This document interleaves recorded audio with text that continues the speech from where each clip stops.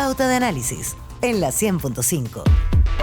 8:08 de la mañana. Y sí, vamos al mundo. Está el estrecho de Hormuz, hay anuncios además que está haciendo recientemente Irán, que está amenazando con impedir el comercio alrededor de la península de Arabia si es que Estados Unidos mantiene el bloqueo a sus puertos.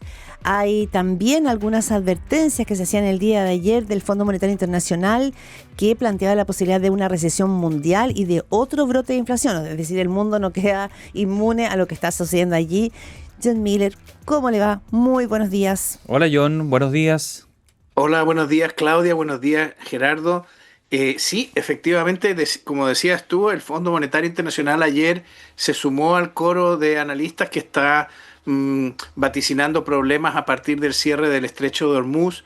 Yo te voy a decir que así como la semana pasada adelanté que Donald Trump se había dado cuenta de que había metido la pata y iba a intentar mantener viva el alto el fuego todo el tiempo posible, cosa que está ocurriendo, pese a que fracasaron las negociaciones en Pakistán, pero está ocurriendo, y con sus altos y sus bajos, y con el problema que significa Netanyahu, que juega el partido solo por su cuenta. Lo que estamos viendo es eso, pero además lo que vamos a ver, yo creo, es una progresiva apertura del Golfo, del Estrecho de Hormuz, porque hay un doble cerrojo operando aquí. El doble cerrojo que puso Donald Trump con este cierre exterior, el cerrojo iraní que está en el Golfo interior, pero es que esto perjudica sobre todo a China. Y China es la que llevó a la mesa a Irán, la que sentó en la mesa de conversaciones a Irán. Con lo cual ahora mismo la jugada de Trump de poner este cerrojo exterior, por un lado lo que hace es suscribir una vieja teoría que ya había por parte de los diplomáticos norteamericanos, o sea, esto no es una cosa de Trump, que veían como una jugada lógica que si el estrecho está abierto o cerrado para uno, la doctrina de el estrecho está abierto para todos, o está abierto para todos o está cerrado para todos, pero no puede estar cerrado para uno y abierto para otro, que es lo que había conseguido Irán, que en el fondo estaba pasando todos los barcos chinos, los barcos indios estaban pasando por ahí. Ahora lo que tenemos es efectivamente la doctrina de cerrado para todos. A China esto no le conviene.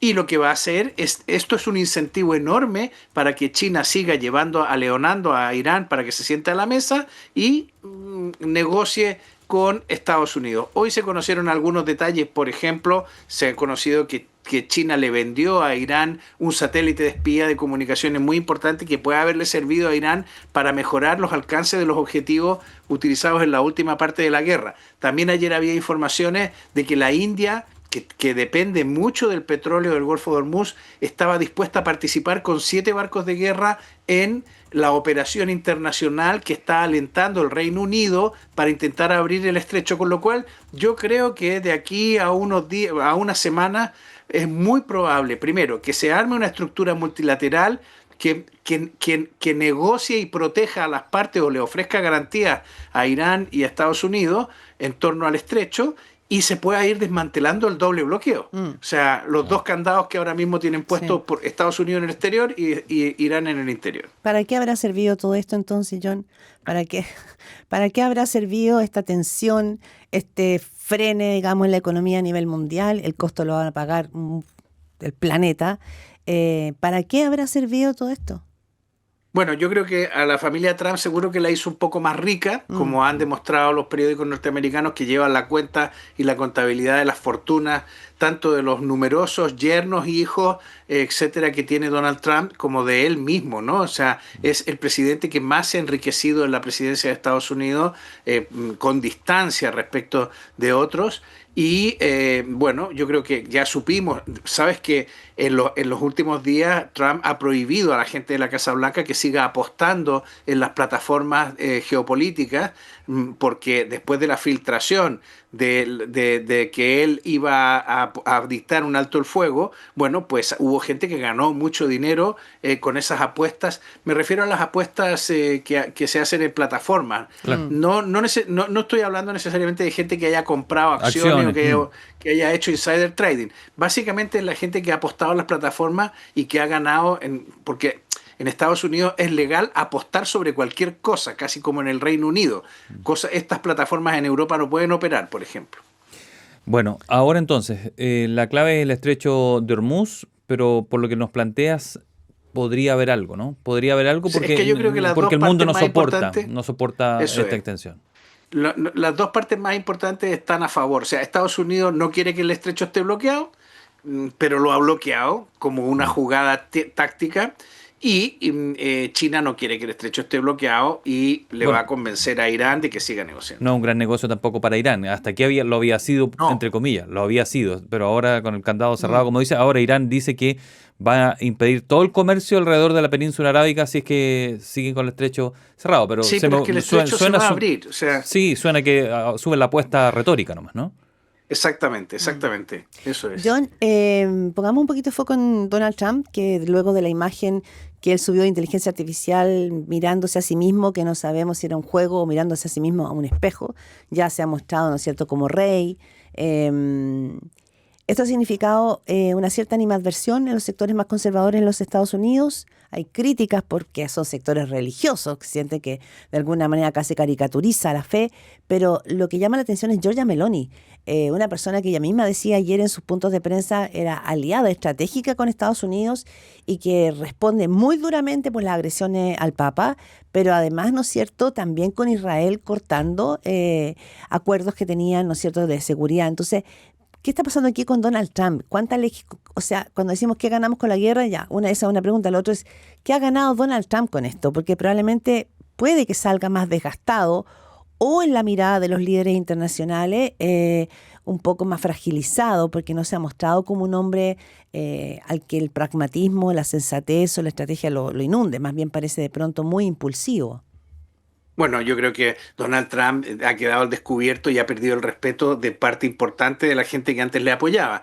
Es verdad que hay algunos que siguen siendo recalcitrantes, véase Netanyahu y ese sector, pero fíjate que Alternativa por Alemania ha pedido que Estados Unidos se lleve sus bases de Alemania. Estamos Mm, hablando de la ultraderecha alemana sí. pidiendo que los americanos se vayan de Alemania, que tienen 100.000 soldados desplegados ahí, que cierren la base de Ramstein y se la lleven. Es la primera vez que yo veo a la ultraderecha y a la derecha, porque en España la derecha está también como expectante mirando qué va a pasar con las bases norteamericanas en España. Mm. Es la primera vez que veo la sensación de que la derecha está asumiendo el relato de la ultraizquierda que era base fuera, Yankee, go home. Y esto me resulta muy, muy extravagante. Bueno, también hemos visto a Estados Unidos defensor de la apertura de las rutas marítimas cerrando el estrecho de Hormuz. O sea, no sé si he vivido demasiado, me he hecho demasiado viejo y estoy viendo las cosas, la ley del péndulo volviendo para el otro lado, ¿no? Pero aquí, a ver, Giorgia Meloni, lo primero, Claudia, Sí. aquí yo creo que ella ha tomado una actitud que interpreta a mucha parte de los conservadores europeos que no están, o sea, que ya no soportan lo que está haciendo Israel en Gaza y no soportan lo que está haciendo Israel en el Líbano y que definitivamente han tomado distancia de los movimientos pro Mm. Netanyahu, pro sionistas, digamos. Eh, Eso por un lado. Pero por otro lado, Giorgia Meloni está tratando de sobrevivir. Ella perdió un referéndum hace un par de semanas, precisamente, y se ha descubierto en el análisis, yo no me lo creía, pero tengo que admitir que yo estaba equivocado. En los análisis postelectorales lo que salía era que su afiliación con Donald Trump le había hecho perder ese referéndum, porque la gente transmitió las cualidades de Trump, de abuso, de copamiento de los espacios democráticos, de derribo de los frenos y contrapesos, a Giorgia Meloni. El asunto es que Meloni está reaccionando a esa situación y ha tomado distancia de Trump.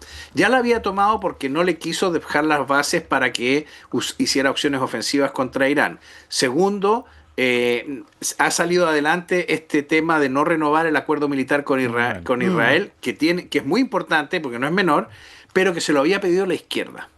O sea, esto se lo había pedido en el Parlamento la izquierda y Meloni ha hecho un gesto y se lo ha concedido. Y lo tercero ha sido defender al Papa, que a mí me resulta raro porque, bueno, Sí. desde la época de Mussolini, que se cerraron los tratados de San Juan de Letrán, donde se reconoció al Estado Vaticano por parte del Estado fascista italiano, la relación entre el Estado italiano y el Estado pontificio, no nos olvidemos que el Vaticano es un Estado distinto y con lo cual el Papa es un jefe de Estado diferente de Giorgia Meloni, eh, eh, lo que hemos visto ha sido una defensa insólita y entonces ella le ha dicho, no me gustan los países donde el jefe religioso está de acuerdo con el jefe político. ¿Cómo lo vería él? Y bueno, y ha pedido respeto porque la verdad es que los sectores más conservadores de la iglesia tuvieron que reconocer que lo de Trump fue una blasfemia al dibujarse él mismo como un Jesucristo. Y aunque haya dado mil excusas, ayer arremetió contra Giorgia Meloni, aparte de que ya le había llamado que se había dado la vuelta a la chaqueta y cobarde, bueno, pues, y que no tenía el coraje que él le había presupuesto, por supuesto, ayer se volvió a meter con el Papa porque Trump es así. Trump es el típico que se va retirándose. Cuando se retira después de que le han sacado la mugre se va en una lanzando pelea, cosas, se va lanzando insultos, Claro. se va rabiando y lanzando insultos. Claro. Y ayer le dijo al Papa que no se había enterado que había 42.500 muertos en la represión en Irán. El Papa sabe perfectamente lo que ha pasado en Irán, pero también sabe perfectamente el número de muertos que ha causado Donald Trump. John, déjame llevarte al tema de Perú. Perú. Hay novedades. Keiko Fujimori ya sabemos que está en segunda vuelta. Pero según RPP Noticias, el medio quizá más prestigioso en el país vecino, informa que Roberto Sánchez, con un 11.985, ha pasado a Rafael López Aliaga, el candidato populista de ultraderecha, que tiene un 11.936. Es decir, por 0.5 lo estaría pasando ahora Roberto Sánchez, que es de centro-izquierda moderada, con Keiko Fujimori. Y Rafael López Aliaga en la última hora dijo, aquí está todo arreglado, yo llamo a la insurrección civil. Entonces, Sí. ¿qué situación estamos viviendo el país vecino? Bueno, un empresario llamando a la insurrección civil, un hombre de extrema derecha prácticamente llamando a la insurrección civil. Es casi como la invasión del Capitolio por parte de las fuerzas de Donald Trump. No, lo que estamos viendo, bueno, es que ha sido una jugarreta porque es que va a cambiar completamente el escenario de la segunda vuelta de junio.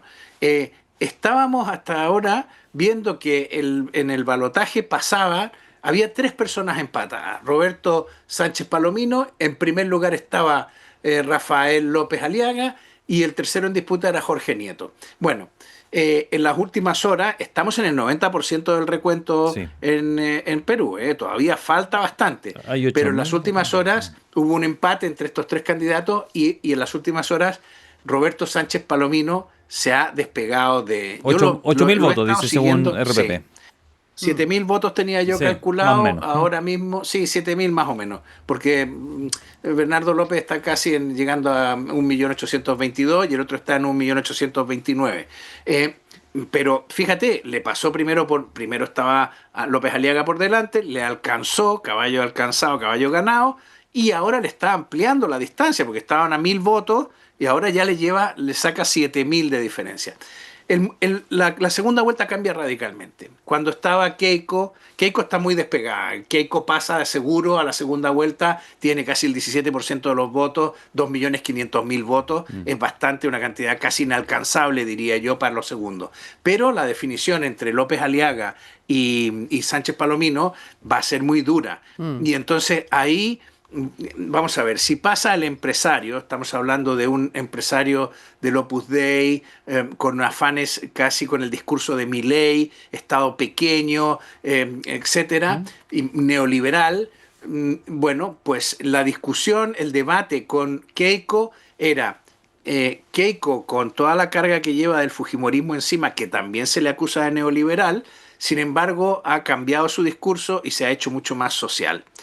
Esta es la cuarta vez que llega a la segunda vuelta, con lo cual ha ido moderando su discurso, pero sigue cargando encima con la maldición del fujimorismo. Esto si quieres lo vemos con más detalle después. Pero me interesa que veamos, claro, si pasaba López Aliaga, esto era una disputa entre las derechas. Y esto se iba a zanjar entre una derecha más radical y una derecha más social, digamos, más convencional. Ahora no, ahora si pasa Sánchez Palomino, esto es una competición tradicional entre la derecha y la izquierda. Claro. Y así, si se supera el trauma del fujimorismo, Keiko podría arrasar en la segunda vuelta porque va a arrastrar el voto de López Aliaga, que estamos hablando de casi un 12% del electorado. Entonces, el escenario para Keiko Fujimori podría ser muy bueno de cara al 7 de septiembre. Ahora, el tema ahí es, como he dicho, ella ha pasado 4 veces a la segunda vuelta y nunca ha ganado. Porque el antifujimorismo es realmente una expresión política importante dentro del Perú.